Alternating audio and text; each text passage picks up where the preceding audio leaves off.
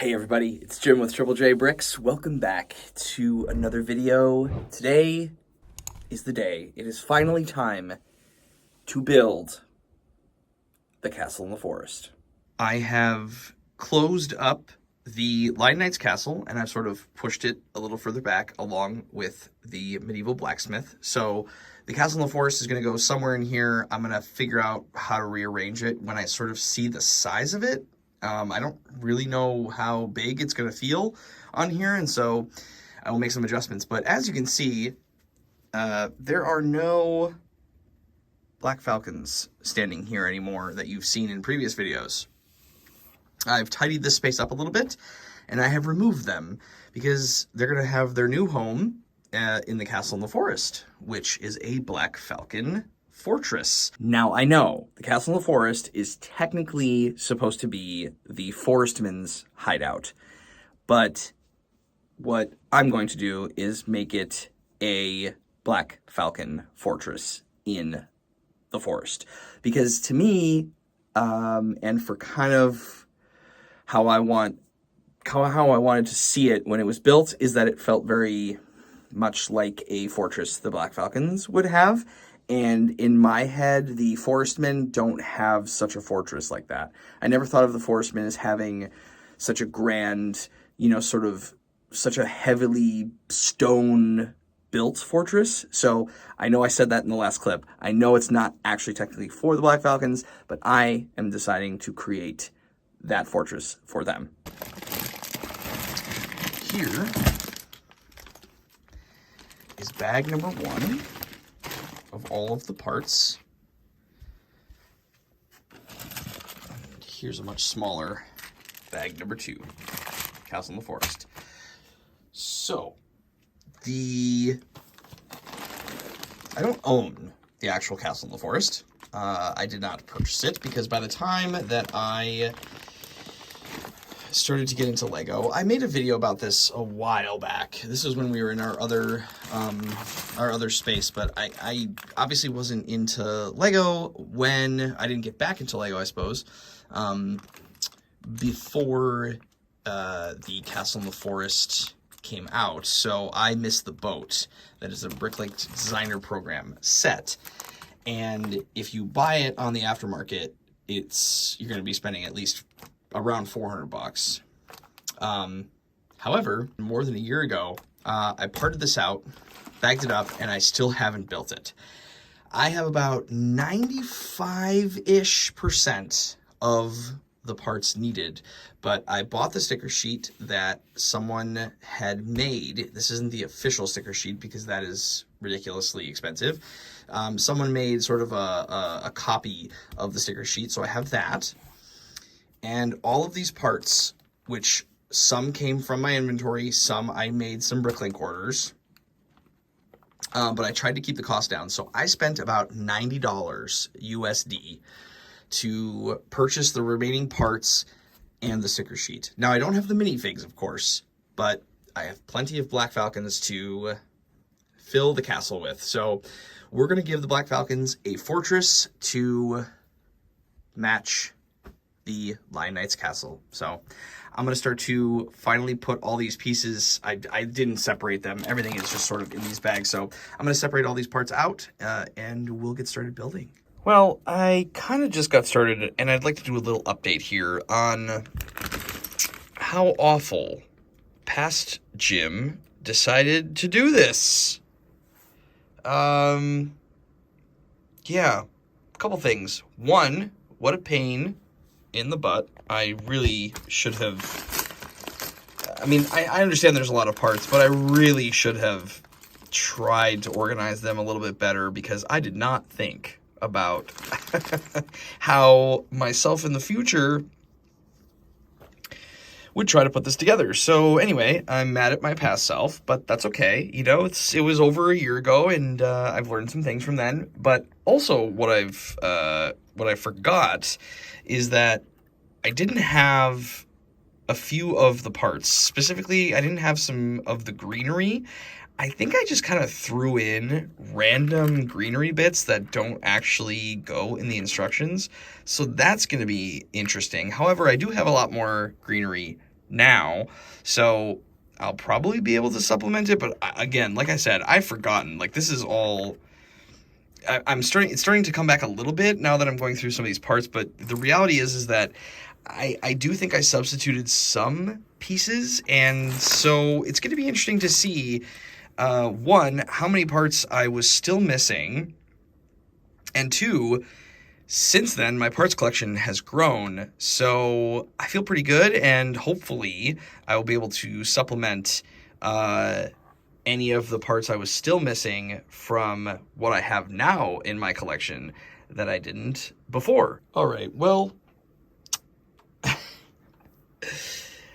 I've organized it as much as I am going to. This is the tray of sort of everything that is left over that I am not going to sort.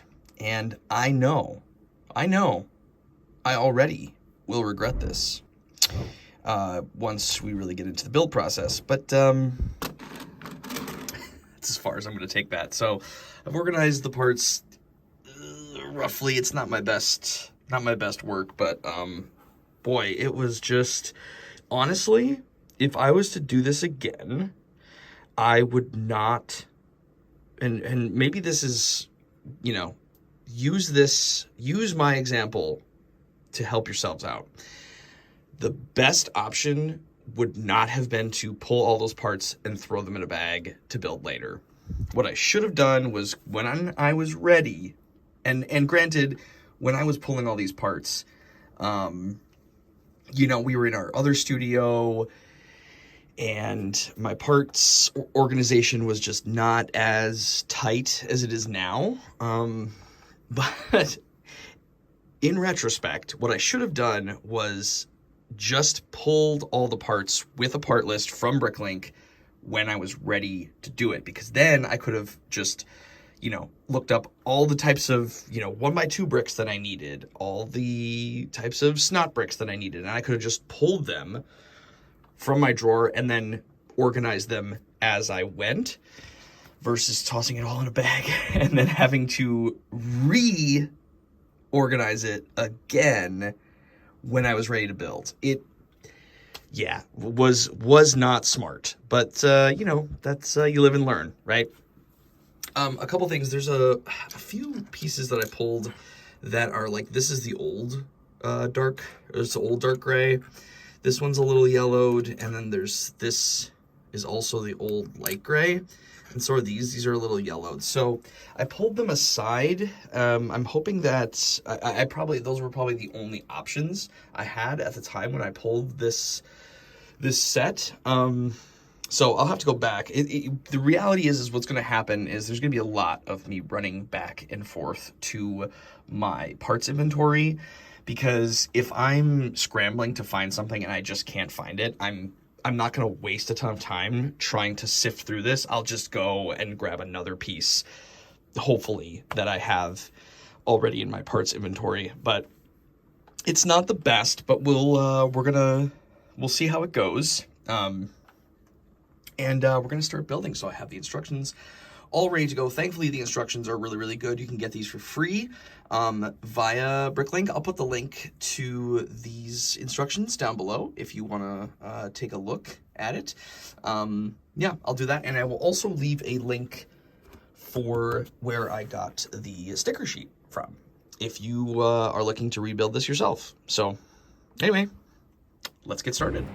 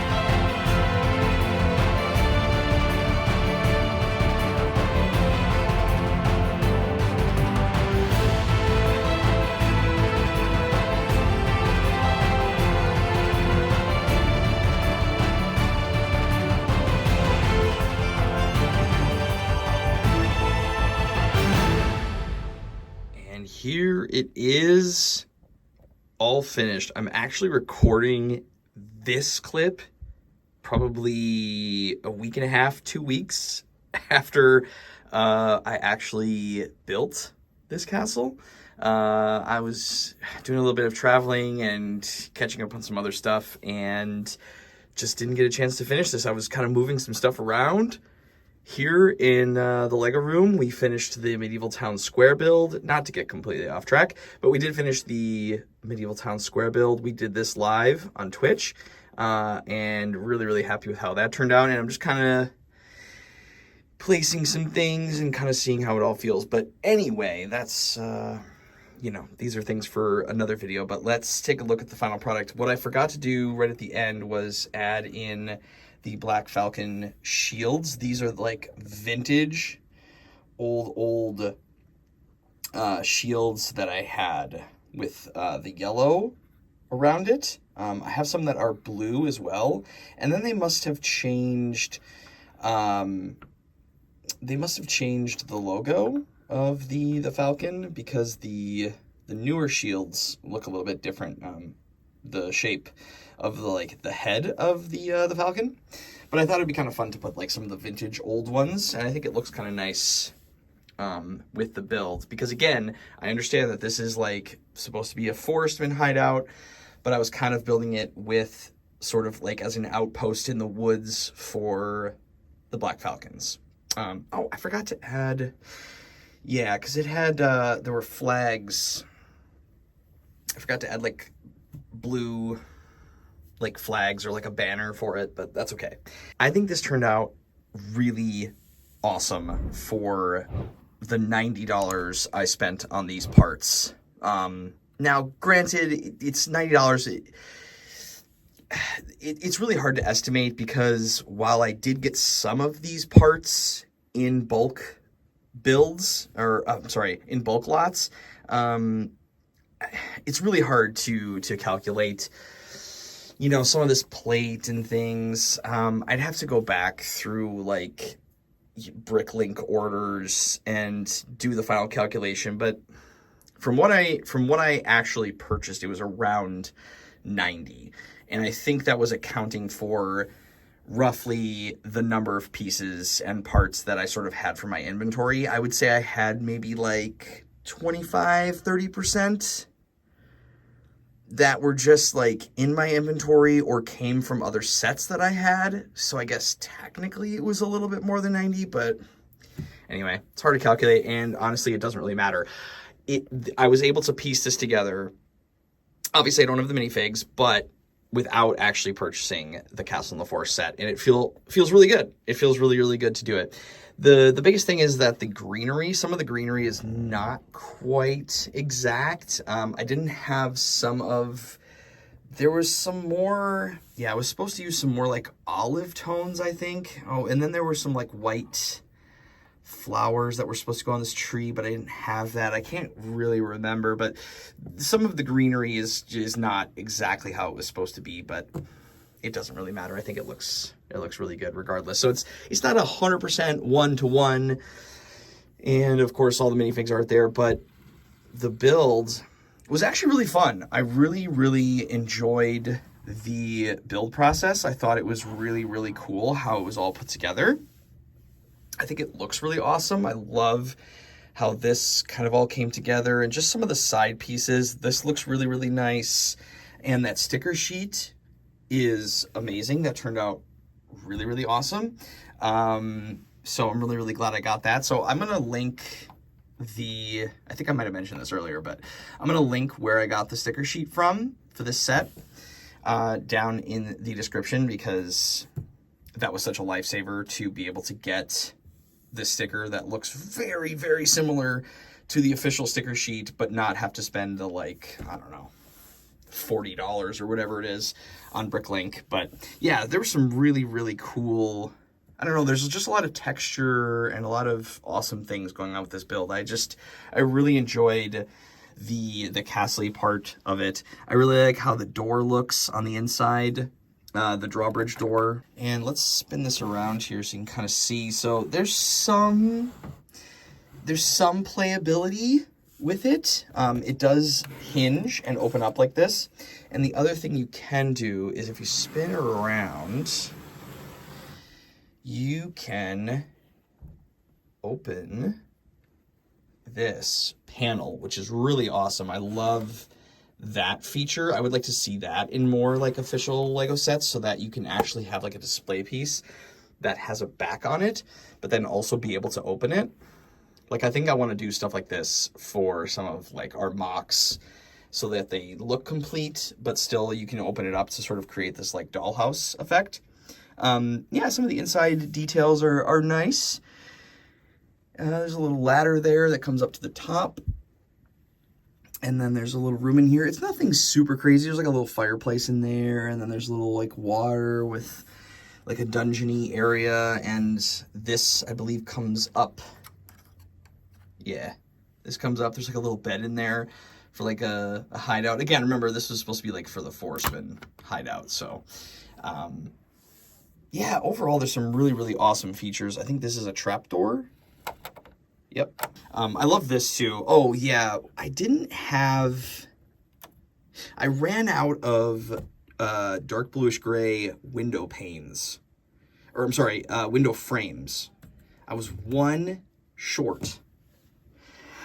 You know, who knows? It's probably in a bulk box in the back. I probably have another one somewhere, but the ones in my inventory I ran out of, so I had to use one brown frame. But not the end of the world. But I really like how this roof, I think the texturing looks really, really good. Sort of the flipped shield tiles. I thought that was kind of a nice effect. Yeah, it was a really, really satisfying build to do. Like, the process of it was really, really great. I love the sort of like the stalactites hanging in that little cave. And yeah, there's some interior details. I like the staircase, how that was all put together. I think overall, I really enjoyed it, and I think it's an awesome display piece. One of the things that I didn't enjoy so much is the greenery and how a lot of that was put together. I just kind of found it a little clunky. Like, I don't love this part. Again, this is just my opinion.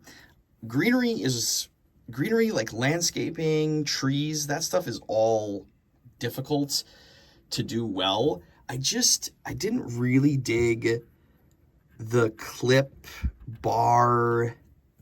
I mean, it works for like having branches go in all different directions, and you can, you know, tilt some of these things, but I just didn't feel like it was, I don't know, it just kind of felt clunky. I don't really love how all of that was kind of put together. I don't know, it just kind of has there's like a weird sparsity to it. Sparsity? I don't know if sparsity is a word, but like in this tree over here, some of the effects kind of worked and some of it didn't, and it wasn't really enjoyable to put together. It looks pretty good as a whole, but then when you kind of start to like dive into it, or during the build process, I was kind of like, that was something I really didn't enjoy, and I kind of feel bad. Like, I really don't mean to be sounding like I'm trying to I don't want to make the guy feel bad for designing this portion, and he's not going to watch this video or care anyway. But yeah, I just, you know, as an honest opinion of going through the thing, I didn't really love the whole process, and I'm not sure I love the entire outcome. I would probably do that a little bit differently, I suppose. But the castle itself, like, this is what I would love to model a Black Falcon castle. I just think it looks really, really great. And it presents super, super well. So I'm really happy with it. I think that I learned a lot of different little techniques that I would like to use for some mock building. And I think that we will display this for a while, but I feel really good about the price that I spent on this, and, you know, didn't have to didn't have to shell out the like $400 some to get this in box. Like, I feel really good about spending $90 on this. That feels really good. So yeah, overall, I loved it. Loved it. All right, everybody, that's going to do it for me for this video. That was such a sloppy. This is why I don't like do official reviews. There are so many people who do official reviews way better than I do. So I don't know. I felt like I was kind of rambling a whole lot in that last clip. Hopefully I edit down some of the nonsense, but I really enjoyed the build. It was a lot of fun, and I mostly love that I was able to do it in such an economical way. And it really just sort of is a testament and a tribute to the Lego hobby and, you know, how versatile it can be. And I think that's kind of the overall thing I wanted to take away from this, is to be able to do stuff like that. And, you know, yeah, like, I didn't get to support the creator of this Bricklink designer program, you know, for a set that I'd have to get on the secondary market for just so much money. Just didn't feel feasible, but I really, really wanted to build it. I wanted to have the experience, and I got the experience. So I feel really, really good about it. But everybody, thank you so much for watching this video. I really do appreciate it. And remember, until next time, keep on building. Jim out.